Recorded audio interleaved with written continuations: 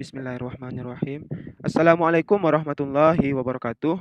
Baiklah, pada kesempatan ini kita akan membahas mengenai uji signifikansi data penelitian dengan uji Kolmogorov-Smirnov dan uji t-test. Uji signifikansi data penelitian ini merupakan analisis kuantitatif atau parametrik di mana data yang berupa angka harus diuji normalisasi terlebih dahulu atau distribusi normal. Adapun uji Piret sampel t-testnya yaitu dua sampel yang berpasangan atau disebut dengan Piret simple test, digunakan untuk mengetahui apakah terdapat perbedaan rata-rata dua sampel yang berpasangan itu. Yang kedua, sampel yang dimaksud adalah sampel yang sama mempunyai dua data. Sedangkan yang ketiga, uji Piret sampel t-test merupakan bagian dari statistik parametrik, oleh karena itu maka harus berdistribusi normal. Adapun parametrik dan non parametriknya, parametriknya ini jenis datanya berupa data pengukurannya mean dan median serta lain-lain, data kuantitatif, data rasio. Sedangkan non parametrik ranking, data nominal, ordinal dan lain-lain, dan data kualitatif. Sedangkan parametrik ini berdistribusi data berdistribusi normal, sedangkan non parametrik tidak berdistribusi normal. Metode analisis perbandingannya ada yang berupa korelasi untuk parametrik, kareklinasi, UJT, ANOVA untuk parametrik. Sedangkan untuk non parametrik, metode analisis perbandingannya yaitu korelasi rank, Spearman, uji kendali tau. Adapun uji Lilliefors versus uji Kolmogorov-Smirnov ini yaitu persamaan antara keduanya, yaitu data kuantitatif, data tunggal atau belum dikelompokkan pada distribusi frekuensi. Yang artinya saat kita ingin mengkaji distribusi datanya, maka kita ambil salah satu datanya saja, misalnya data pretestnya saja atau data pretestnya saja untuk mendapatkan distribusi datanya. Dan data untuk N besar maupun kecil. Sedangkan perbedaan dari keduanya tidak memerlukan derajat kebebasan. Tabel berbandingan di Lilliefors memerlukan derajat kebebasan. Tabel perbandingan Kolmogorov-Smirnov. Data kritis A. Derajat kebebasan tadi memiliki kaitan dengan normal distribusi, atau di sini terdapat kurva distribusi normalnya, di mana kita umpamakan pada sebuah kelas terdapat siswa yang memiliki nilai yang sangat kecil, yang sangat sedikit, kemudian siswa yang memiliki nilai yang tinggi, yang sangat sedikit. Akibatnya kita dapat mengubah data tersebut menjadi data kritis atau data yang kita akan kita buang. Nah, jika nilai tersebut jauh dari rata-rata tengahnya ini, maka data tersebut disebut dengan data random atau data yang memiliki kebebasan yang sangat bebas, sehingga kita buang data tersebut, yaitu data kritisnya. Nah, di sini kita bisa melihat, misalnya ambil dari sisi sebelah kiri yaitu min 0,25 dan sisi sebelah kanan min 0,25 juga. Maka datanya kita ambil sebanyak 0,05%, sehingga data kita memiliki ketelitian yaitu 95%. Nah, jika kita telah melakukannya terdapat perbandingan lebih kecil daripada 0,05, maka kita bisa menyebut datanya ini yaitu data signifikan.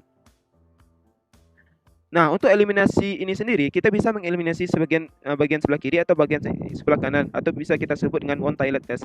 Sedangkan kita bisa mengeliminasi keduanya, yaitu sebelah kiri dan sebelah kanan, yang bisa kita sebut yaitu two toilet test. Adapun terdapat latihannya. Uji data pretest dan posttest berikut ini. Apakah terdapat peningkatan yang signifikan setelah diterapkan metode pembelajaran XYZ? Ada terdapat nilai pretest dan posttest. Langkah-langkah pengujiannya: untuk uji distribusi data X dan Y dengan KS test. H0 data berdistribusi normal. Sedangkan H1 data tidak berdistribusi normal. Pengujiannya kita lakukan pada Excel dan SPSS. Uji signifikansi data pada level 0,05. H0 tidak ada perbedaan rata-rata skor sebelum dan sesudah. H1 terdapat perbedaan rata-rata skor sebelum dan sesudah pengujian data pada Excel dan SPSS. Kita masuk ke uji Kolmogorov-Smirnov. Yang pertama, nilai data pretestnya kita urutkan. Pilih menu data, tekan tombol ini, pilih lanjutan dengan pilihan set data, urutkan. Setelah itu, kita cari nilai rata-ratanya, yaitu average, yaitu nilai 48 sampai 60, tutup kurung, sumeringan. Selanjutnya, nilai dari standar deviasi dengan cara SDDEV kita blok sampai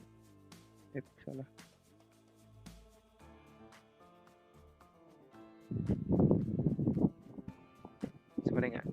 Untuk vacuumnya kita urutkan datanya yaitu 1 sampai 14. 1, 2.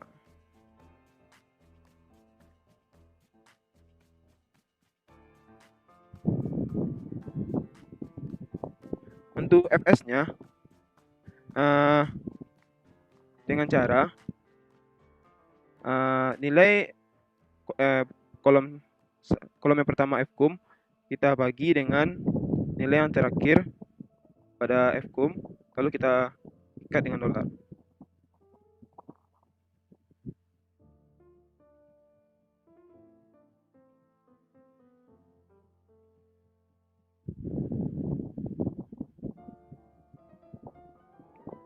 Setelah itu kita urutkan ke bawah, teruskan ke bawah. Untuk ZI-nya sendiri kita gunakan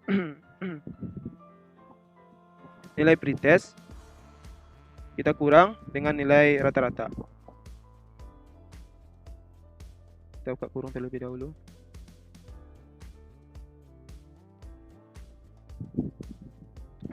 Nilai rata-ratanya kita dolarkan. Lalu kita bagi dengan nilai standar deviasi. Kita dolarkan juga. Itu kita ikat. Kita enter. Setelah itu kita tarik ke bawah.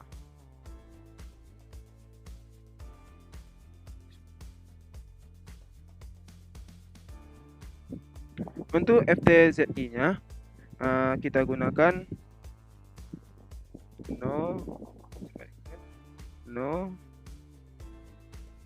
nom SD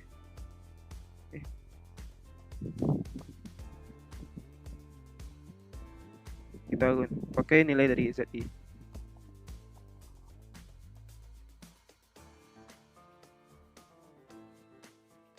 Lalu enter. Kita tarik ke bawah. Sedangkan nilai fs kurang fd-nya ini kita ABS kan. Nilai dari fs dikurang dengan fd. Kita enter kan.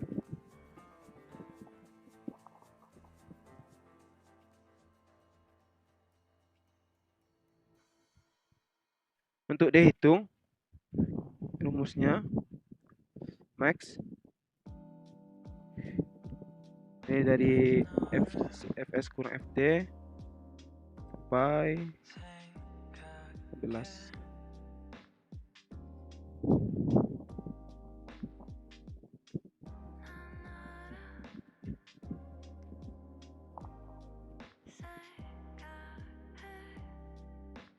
Untuk katabel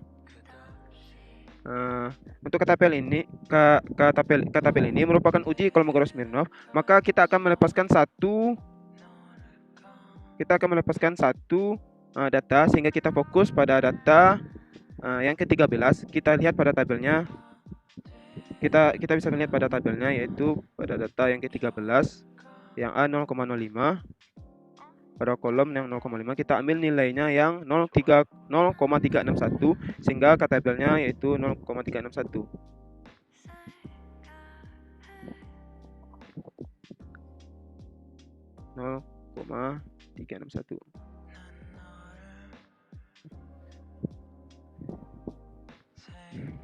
Kesimpulan dari uji Kolmogorov-Smirnov ini, hasil nilai D dihitung yaitu 0,124911931 kecil dari nilai katabel yaitu 0,361. Maka H0 diterima atau H1 ditolak. Maka H0 diterima, H1 ditolak. Datanya bersifat berdistribusi normal.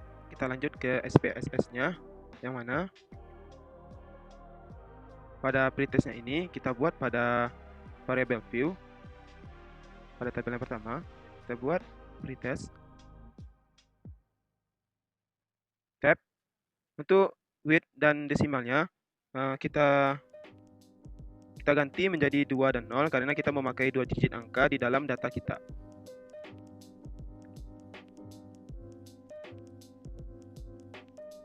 Kita oke kan. Untuk label kita bikin pretest. Values non, missing non, kolom 8, right, measure, you know. Untuk measure-nya ini kita pilih scale dengan role input. Untuk yang tabel kedua, kolom kedua, kita buat post-test.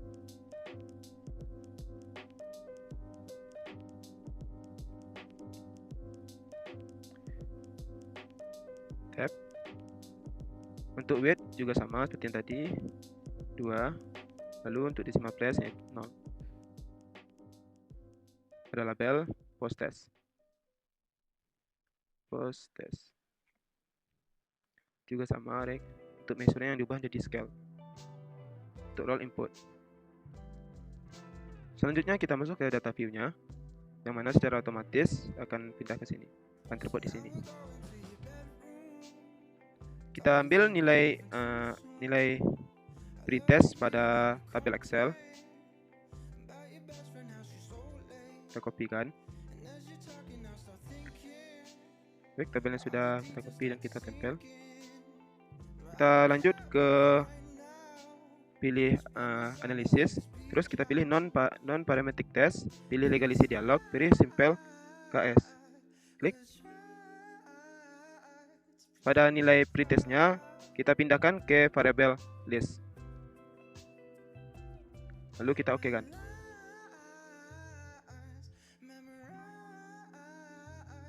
Bisa kita lihat atau kita bandingkan dengan data pada Excel,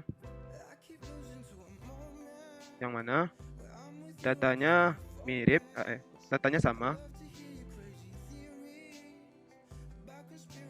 Kecilkan terlebih dahulu.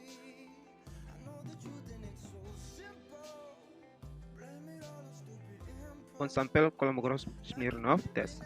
Pada positif yaitu dihitungnya min 125 sama dengan dihitung yaitu 0,1249193. Yang ini lebih rinci yang pada Microsoft Excel.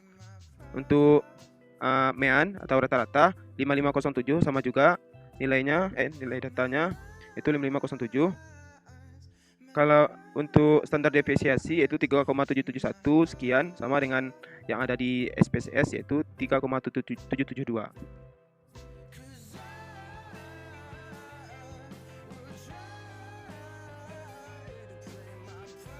Baik, nilai yang ada di Microsoft Excel yang bagian pretestnya sama dengan nilai yang ada di nilai yang ada di SPSS-nya. Selanjutnya kita coba bagian post-testnya. Kita pilih uji signifikansi, ambil data post-test, copy kan, lalu kita paste. Selanjutnya kita blok, lalu analisis, pilih non parametric test, pilih legacy dialog, pilih one sample KS. Untuk post-testnya, di sini sudah saya atur test for list, post-test, klik OK. Maka hasil dari SPSS-nya sudah keluar. Selanjutnya kita uji di Microsoft Excel.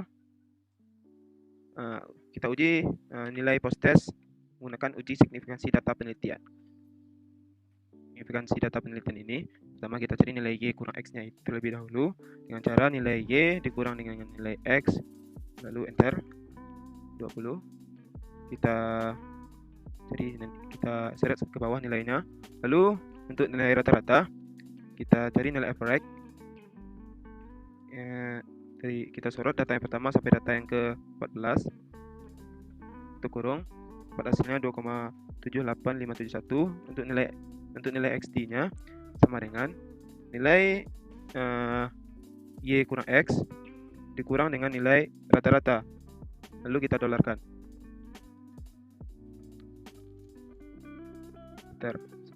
Lalu kita sorot nilainya sampai ke bawah. Selanjutnya untuk mencari nilai jumlah, nilai XD kuadratnya terlebih dahulu. Pilih nilai ini, nilai XD kita kuadratkan kedua, kita enter kan. Lalu kita sorot nilainya sampai 14. Selanjutnya untuk nilai jumlah, kita buat sum, pilih nilai dari XD, kita sorot sampai ke bawah. Lalu kita Bentar, dan tarik ke bawah. Dan tarik ke samping.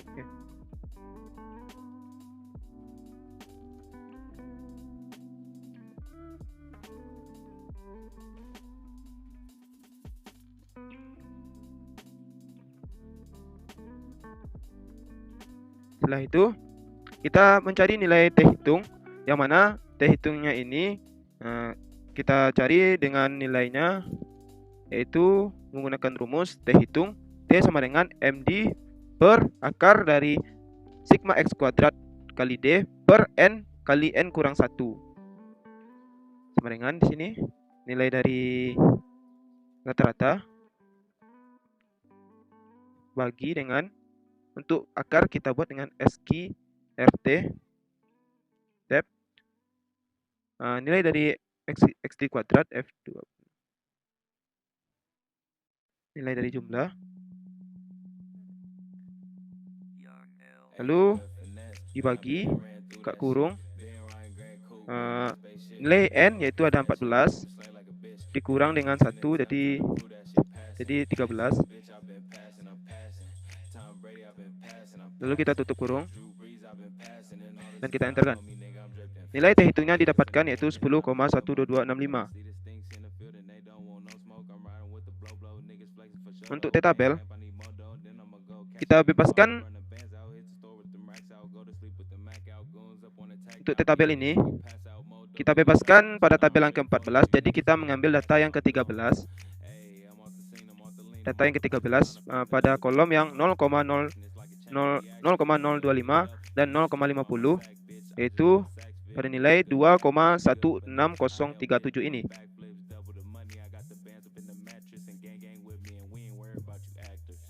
Nol 2,16037. Jadi dari sini kita bisa melihat kriteria dari nilai T hitung dan T tabel, yang mana terima H1 apabila T hitung besar dari T tabel. Nilai dari T hitung besar dari T tabel. Jadi dari kesimpulannya ini kita bisa dapatkan tolak H0 dan terima H1. Terdapat perbedaan rata-rata skor sebelum dan sesudah, karena nilai T hitungnya besar daripada T tabel. Selanjutnya kita cari nilai dari uji signifikansi data penelitian ini menggunakan Microsoft Excel secara otomatis. Signifikansi data penelitian dengan cara klik menu data, pilih analisis data, pilih di test period to sample for means, klik OK. Untuk variabel yang pertama kita pilih pretest, kita blok dari yang nomor pertama sampai yang 14. Itu lanjut ke variabel rank yang kedua, kita klik yang post test.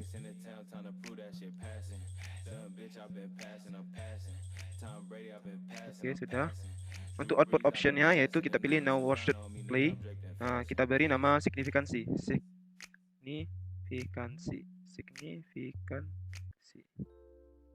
Lalu klik OK. Kita kopikan nilainya ini. Ctrl C, Command C kalau di macOS. Kita pastikan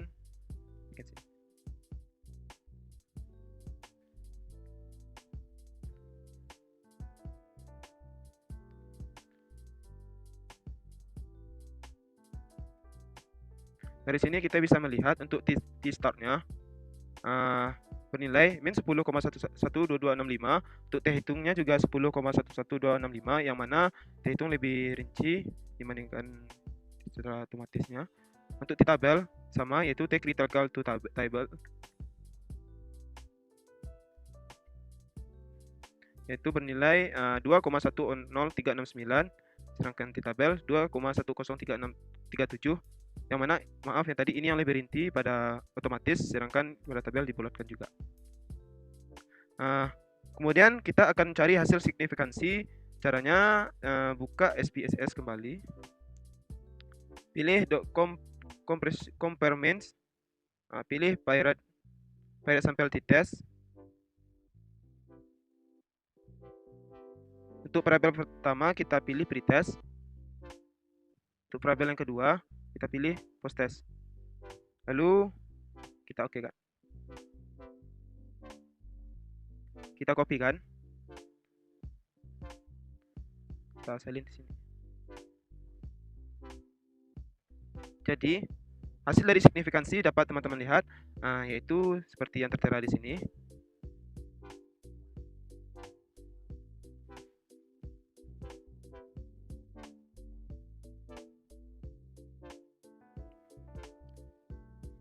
Hasil perbandingan nilai pasangan pretest dan post-test mendapatkan nilai signifikansi yaitu 0 kecil dari 0,05. Maka dapat ditarik kesimpulan bahwa terdapat perbedaan antara data pretest dan post-test. Tolak H0 dan terima H1. Baiklah, sekian dari saya mengenai hasil signifikansi. Mohon maaf segala kesalahan dan kekurangannya. Wabillahi taufik wal hidayah. Wassalamualaikum warahmatullahi wabarakatuh.